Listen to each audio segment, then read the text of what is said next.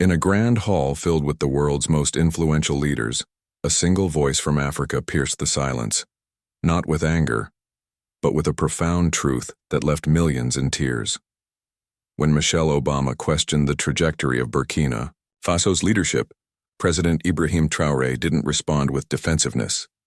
Instead, he unveiled a nation's soul, recounting stories of resilience, dignity, and the enduring spirit of his people.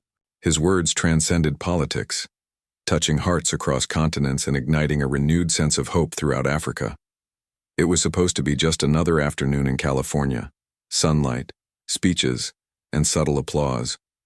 But within those walls, something stirred, something that would soon travel thousands of miles.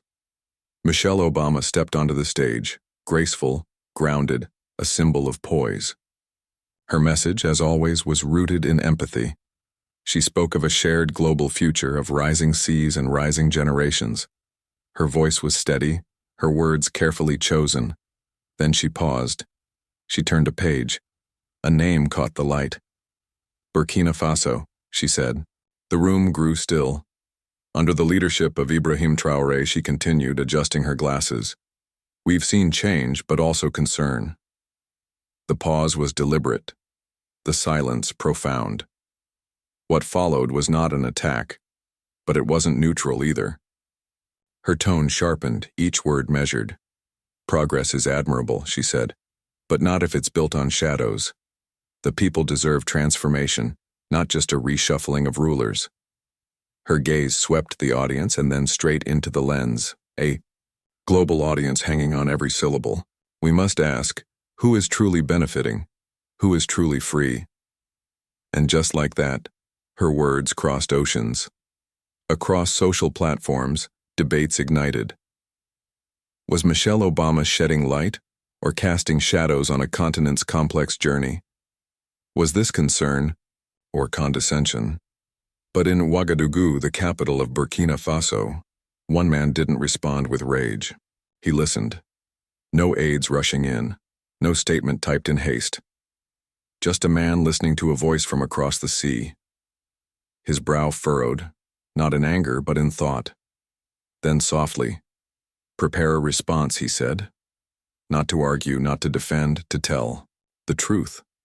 He appeared not in a suit but in traditional cloth, not flanked by bodyguards but by farmers, teachers, nurses, faces of Burkina Faso, the heartbeat of the nation. He stepped to the podium. He breathed. "Mrs. Obama," he began, eyes steady, voice warm but unyielding. "Your concern is heard, but so must our story be." He lifted a photo, folded, a rural family, barefoot, smiling before their modest, solar-lit home. "This is not a statistic," he said. "This is not optics. This is justice. This is transformation." And in that moment something shifted. His voice carried not just through microphones but through marrow and memory. Our people lived in darkness, not just of night, but of neglect. And now they rise, not because we ask permission, but because we finally said enough. His hand trembled, not with fear but with feeling. "You speak of power. I speak of purpose." He turned to the audience, eyes glistening with the weight of generations. "Our legitimacy does not hang on foreign headlines. It rises with every hand that plants a seed, every child that walks miles to school, every woman who teaches by candlelight turned solar light."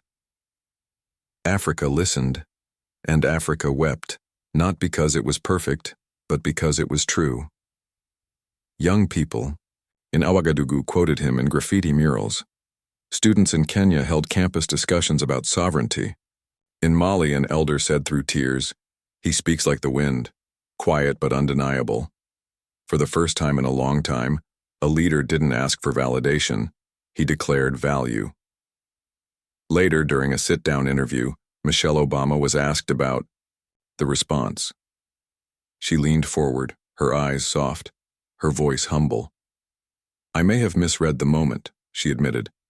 "President Traoré reminded me of something vital. Context isn't just a backdrop, it is the whole picture." Her words, too, found a home. not in defiance, but in dialogue. And in that rare moment, the world didn't witness division. It witnessed growth. He stopped at the doorway. Children rushed out giggling. One child, a little girl with big eyes, walked forward, clutching a wrinkled drawing. A son, a classroom, a girl with a book. "I can dream now," she said softly. He knelt, placing a hand on her shoulder. "Then dream big." He smiled. "Because your dream is my duty." That single moment held more weight than any headline. Because change is not just policies or podiums. It's pencils in classrooms. It's hope in a child's eyes. Through the eyes of a continent, Traoré became more than a president. He became a reminder that leadership is not about being heard. It's about hearing others. "This is not about proving the West wrong," he said. "It's about proving our people right." He lifted a small wooden sculpture, two hands clasped in unity. A child had given it to him, etched beneath "Kindness unites worlds." And maybe that's what this was always about. Not arguments, not validation, but vision. He didn't just respond to Michelle Obama. He responded to history. He responded to silence. And in doing so, he spoke for millions, not with power, but with purpose. And the world, for once, listened. True leadership doesn't speak loudly. It speaks truthfully. Ibrahim Traoré. If this moved you, share it. Not because it's viral, but because it's vital. Because dignity is never optional.